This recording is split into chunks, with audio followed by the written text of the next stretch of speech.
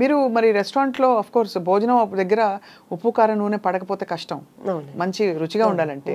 మరి మీకు ఆలోచన వచ్చినప్పుడు హెల్తీగా పెట్టాలా, ఇలా చేయాలా, హెల్త్ రెస్ట్రిక్షన్స్ ఉంటాయా అని మీరు ఏం ఆలోచించారు ఉష గారు?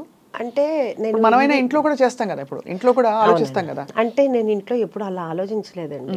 ఎవరన్నా డైట్ చేస్తాననే నేను ఒకటే చెప్తాను, డైట్ ఎందుకు చేయాలి, తినేటప్పుడు తినండి, ఎక్సర్సైజ్ చేసేటప్పుడు ఎక్సర్సైజ్ చేయండి. పడాల్సింది పడాలి, భగవంతుడు ఇచ్చాడు తినటానికి. ఇప్పుడు అంతే కదండి. ఎప్పుడో అంటే ఒక ఏజ్ వచ్చిన తర్వాత ఎలాగో తప్పదు, ఇప్పుడు నుంచి డైట్ ఎందుకు అని నాకు ఇప్పుడు కూడా దాని విషయంలో మాత్రం నేను దానికి ఏకీభవించడం, ఎవరైనా చేస్తానని ఒప్పుకోను. పిల్లలు అనేది తినాలి, ఫుల్గా తినాలి అని. అందుకని నేను మా పిల్లలకి కానీ మా ఇంటి దగ్గరికి వచ్చిన అందరికీ ఫుల్గా పెట్టడమే నాకు అలవాటు. అలాగే తినేవాళ్ళు అందరూ. సో ఇప్పుడు కూడా నేను ఎక్కడ కూడా మన దగ్గర శౌర్య అడిగాడు, చెప్పాడు, అమ్మ ఏంటమ్మా నీకు జీడిపప్పు, మీకు ఏమైనా జీడిపప్పు తోట ఏమైనా ఉందా అని అడుగుతున్నారు నన్ను అందరూ. ఏంటి జీడిపప్పు నెయ్యి బాగా వేస్తున్నావు అంట కదా, బాగా పేరు వచ్చింది అన్నాడు. అవునరా, మరి వాళ్ళు తినాలి కదా, మంచిగా ఉంటుంది కదా అని చెప్పి. అందుకే మన దగ్గర జీడిపప్పు నెయ్యి అన్నీ ప్యూర్ ఉంటాయండి. అంత ఫ్యాట్ ఫుడ్ అని అనుకున్న రోజు తినరు కదండి, వారానికి ఒకసారి తింటారేమో. కానీ ఒకటి మన దగ్గరికి వచ్చేవాళ్ళు నేను రోజు మాట్లాడుతూ ఉంటాను. రోజు అంతమంది వచ్చేటప్పటికి నాకు కొంచెం మెమరీనే మామూలుగా తక్కువ. సో అడుగుతుంటాను, ఏమ్మా ఎలా ఉంది, ఇది 11వ అండి, ఇది 50వ అండి, మీరు మమ్మల్ని పలకరించారండి, మేము హర్ట్ అవుతున్నాం, మీరు మమ్మల్ని గుర్తుపట్ల, ఇట్లా అంటుంటారన్నమాట. సో అందరూ చాలాసార్లు వచ్చేసే ఉంటారు, ఈ వారంలో 3వ అండి ఇది, అట్లా చెప్తుంటారు. సో వీళ్ళందరూ ఇంత ఆదరించినందుకు నిజంగా వాళ్ళందరి నాకు ప్రతిసారి వాళ్ళు వస్తున్నప్పుడల్లా నాకు అసలు దేవుడు పంపించిన వాళ్ళకి మళ్ళీ అనిపిస్తారండి. ఎందుకంటే నేను లోపల పెట్టాను, మన యాంబియన్స్ కూడా ఎంజాయ్ చేస్తామని అంటారు, నాకు దాంట్లో అర్థం అవ్వదు. మీరు ఒకసారి చూసి చెప్పండి, అందరూ మీ యాంబియన్స్ని ఎంజాయ్ చేస్తున్నామండి అంటారు, చాలా నార్మల్గా ఉంటుందండి. అంటే వాళ్ళ అభిమానమో మరి ఏమో అర్థం కాదు. అట్లా నాకు ప్రతి ఒక్కళ్ళు కూడా నా ఫ్యామిలీలాగా అనిపిస్తారు. వాళ్ళు కూడా ఏంటంటే నేను వెళ్ళంగానే వాళ్ళు చాలా సంతోషంగా నాతో మాట్లాడతారు, మీకోసమే వచ్చామండి, మీ యూట్యూబ్ చూసాము, మీ ఇంటర్వ్యూ చూసాము అని అంత అభిమానంగా వస్తుంటే వాళ్ళందరినీ అసలు ఇప్పుడు నా పిల్లలు కొంచెం దూరంగా ఉన్నా కానీ అది మర్చిపోతున్నాను అనమాట. అంత చాలా ఆనందంగా ఉంది. మీరే స్టార్ అయిపోయారు ఇప్పుడు. అలా ఏం లేదు, అలా అభిమానం అండి. ఇది ముఖస్తుతికి చెప్పట్లేదండి. బికాస్ ఒకటి మీరు మీ చక్కగా చిరునవ్వుతో మీరు ఎంత విల్లింగ్గా హ్యాపీగా పంచుకుంటున్నారు మీ విశేషాలు, అలాగే మీ భోజనం పెట్టే తీరు కూడా అర్థమైపోయింది, మీరు ఎంత మనస్ఫూర్తిగా పెడతారు. అవునండి, ఎందుకంటే అది మా మదరు అలాగే పెట్టేవాళ్ళు ఇంట్లో, మేము చిన్నప్పటి నుంచి అలాగే చూసి పెరిగాము. సో మాకు కూడా అదే అలవాటు అయిపోయింది. ప్రాపర్ ఎక్కడండి మీది? మాది ఏలూరు అండి. మా ఫాదర్ రెసిడెన్షియల్ కాలేజ్ అదంతా ఉండేది, ఆయన లెక్చరర్ అయ్యి తర్వాత రెసిడెన్షియల్ కాలేజ్ పెట్టారు. సో మేము చిన్నప్పటి నుంచి మా ఇంట్లో ఎప్పుడు మనుషులు ఉండేవాళ్ళు, ఎప్పుడు వండి పెట్టడమే అమ్మకు అలవాటు. ఇంకా అలా చూడటం వలన ఏమో కానీ మ్యారేజ్ అయిన దగ్గర నుంచి మా హస్బెండ్ ఫ్రెండ్స్ని తీసుకురావటం, ఆ తర్వాత పిల్లలు వాళ్ళ ఫ్రెండ్స్ అందరు ఇంట్లో ఉండటం, ఇంకా తర్వాత నేను ఐరా క్రియేషన్స్ స్టార్ట్ చేసిన తర్వాత అప్పుడు ఆఫీస్కి రోజు నేనే వంట చేసి తీసుకెళ్ళటం అంతమందికేను. ఎప్పుడన్నా అది నేను అంతమందికి ఒక్కొక్కరికి 4 కేజీలు 5 కేజీలు వండి చేసి తీసుకెళ్ళేదాన్ని. ఎప్పుడన్నా ఒకరోజు నాకు కుదరకో లేకపోతే ఊరెళ్ళో కర్రీ పాయింట్ దగ్గర నుంచి తీసుకొస్తే అస్సలు కదిలేవి కాదండి. ఏంటి తినలేదు అంటే మాకు నచ్చలేదు మేడం అంటే, వాళ్ళు ఏంటంటే వాళ్ళ ఇంట్లో ఫైట్ చేసినట్టు మీరు వండితేనే మేము తింటాం అనేటట్టు ఉండేవాళ్ళు ఎవరికండి. అందుకని రోజు వంట చేసి తీసుకెళ్ళేదాన్ని. షూటింగ్ కూడా మీరే తీసుకెళ్ళేవాళ్ళు మొత్తం. అసలు ఫిల్మ్ ప్రొడ్యూసర్గా ఉండడం చాలా పెద్ద బాధ్యత కదండి.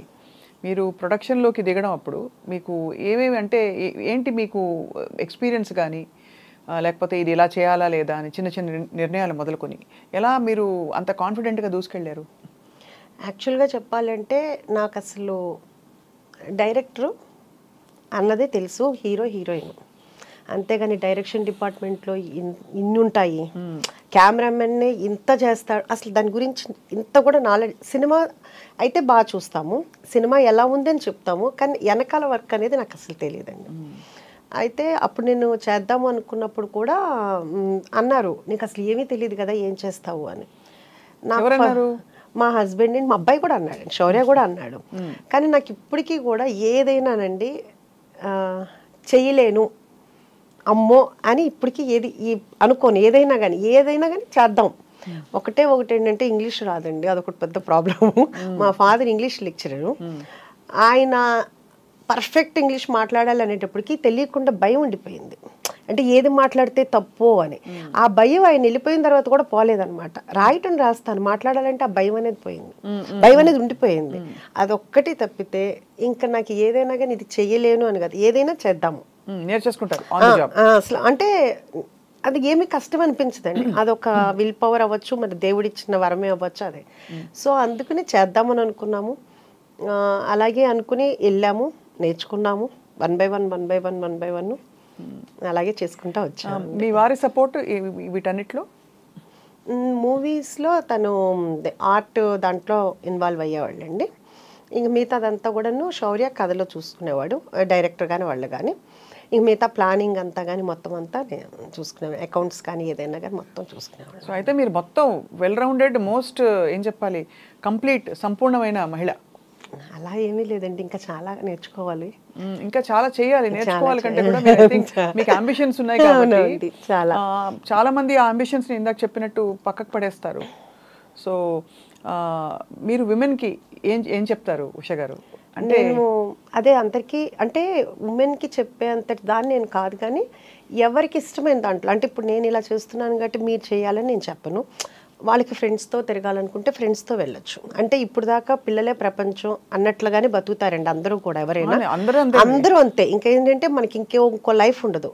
తర్వాత పిల్లలు వెళ్ళిపోయిన తర్వాత అసలు ఒక్కసారిగా అసలు ఏంటంటే ఖాళీ అయిపోతుంది. అసలు పిల్లల నుంచి ఎలా డిటాచ్ అవ్వాలి చెప్పండి, అది చాలా పెద్ద పాఠం అవుతుంది చూసేవాళ్ళకి. అది కరెక్టే. డిటాచ్మెంట్ అంటే అదేదో వదిలేసుకోవడం కాదండి, కానీ మనం సమాధాన పడ్డాం. పిల్లలు పెద్దవాళ్ళే రెక్కలు వచ్చి వెళ్ళారు, ఇంకా మనం వాళ్ళని పట్టుకుని పెక్కకూడదు ఎక్కువ అని తెలుసుకోవడం. అంటే నేను కూడా మీరు అడిగినట్టు ఏంటంటే నేను కూడా చాలా చూస్తుంటా. అంటే మనకు తెలిసిందని మనం అనుకోదు, ఒక వయసు వచ్చిన తర్వాత పిల్లలకు పెళ్ళిళ్ళు అయిన తర్వాత మనం ఎలా ఉండాలి, ఇప్పుడు అన్నీ వస్తున్నాయి కదా యూట్యూబ్లో, అవి చూసి నేను చాలా వరకు అనమాట ఏమీ మాట్లాడకూడదు, ఎవరికి ఏమి అడ్వైస్ చేయకూడదు, వాళ్ళు ఏం చెప్పినా మనం ఓకే చెప్పాలి. ఎందుకంటే వాళ్ళు మాకంటే క్లారిటీగా ఉన్నారు, మెచ్యూరిటీగా ఉన్నారు, వాళ్ళకి మనం చెప్పేంత టోళ్ళం కూడా కాదు. సో మనము వాళ్ళు ఏం చేసినా ఓకే బాగుంది అని ఒక్క మంచి మాట మాట్లాడి, ఒకటి మనం ఇది వద్దు అని చెప్పినంత మాత్రం వాళ్ళు మానరండి, అంటే మా పిల్లలని కదా ఎవరైనా. సో అందుకని వాళ్ళు ఎవరేం చెప్పినా కానీ బాగుంది, మీకు తెలుసు కదా అని నేను మీరు చేసుకోండి అని మనం చెప్పితే మన గౌరవం నిలబడుతుంది, వాళ్ళకే హ్యాపీగా ఉంటుంది అని నేను అనుకుంటున్నానండి. అది నా ఫీలింగ్, అదే నేను పాటిస్తున్నాను ఇప్పుడు. అంటే బట్ పిల్లలు వచ్చి అడుగుతారు, ఇప్పుడు శౌర్య వచ్చి ఎప్పుడైనా కొంచెం అప్స్ అండ్ డౌన్స్ ఉండి తన సినిమా నెక్స్ట్ ఏంటి అనే గ్యాప్లు వచ్చినప్పుడు శౌర్య మిమ్మల్ని సంప్రదిస్తారా? శౌర్య ఇప్పుడని కాదండి, ఎప్పుడు కూడా తన మనసులో మాట అసలు చెప్పడండి, ఎవరికి చెప్పడండి. శౌర్యకి సీక్రెట్స్ చాలా ఉన్నాయన్నమాట. సీక్రెట్స్ కాదండి, వాడు ఏమంటే ఇప్పుడు మా పెద్ద బాబు ఉన్నాడు అనుకోండి, ఈ రోజు కూడా కూతురు పుట్టిన తర్వాత కూడా వాడికి ఏదైనా చిన్న ప్రాబ్లం వస్తే అర్ధరాత్రి 3 ఫోన్ చేసి చెప్తాడు. అప్పుడు కూడా ఏంటమ్మా పడుకున్నావా అంటాడు, 3 పడుకోక ఏం చేస్తారా అంట, ఏంటి నాకు ఈ ప్రాబ్లం వచ్చింది అంటాడు. శౌర్య అదే తిడతాడు, ఏంటో ఇంక ఏజ్ వచ్చిన తర్వాత కూడా నువ్వు సాల్వ్ చేసుకోవాలి నీ ప్రాబ్లమ్ని, అమ్మకి చెప్తావేంటని. ఇప్పుడు కాదండి, ఒక 5-6 years నుంచి చెప్తూనే ఉన్నాను. సో శౌర్య ఇప్పుడు కాదండి, చిన్నప్పటి నుంచి కూడా అసలు చెప్పడు. కానీ నాకు మా పెద్దబాబులాగా ఉంటే ఇష్టం, శౌర్యలాగా ఉంటే ఇష్టం ఉండదు. ఎందుకంటే మదర్కి అనేది ఏదైనా ఏ టైంలో ఉన్నా మనకి ఓపిక ఉన్నంత కాలం వాళ్ళకి ఏ ప్రాబ్లం వచ్చినా మనం సాల్వ్ చేయగలిగేంత, పోనీ ఏదైనా ఒక మాట అన్నా చెప్పగలుగుతాం. వాళ్ళు హ్యాపీగా ఉన్నంత కాలం మనకు చెప్పక్కర్లేదండి. వాళ్ళకి ఏదైనా ప్రాబ్లం వచ్చినప్పుడు మనకు చెప్తే మనకున్న అనుభవంతో కానీ మనకి ఏదన్నా కుదురుతుందో చేయగలుగుతాం కాబట్టి మనకు అదొక హ్యాపీనెస్ ఉంటుంది. వాడి మనసులో ఏం జరుగుద్దో ఏంటో చిన్నప్పటి నుంచి ఇప్పటి వరకు ఎప్పుడేమి చెప్పడండి. అది అందుకని నాకు పెద్ద బాబే నచ్చుతాడు శౌర్య కన్నా. మీరు పెట్టండి శౌర్య నచ్చలేదు అని చెప్తారు, ఏమో పెడితే అయిపోయింది అంతే కదా.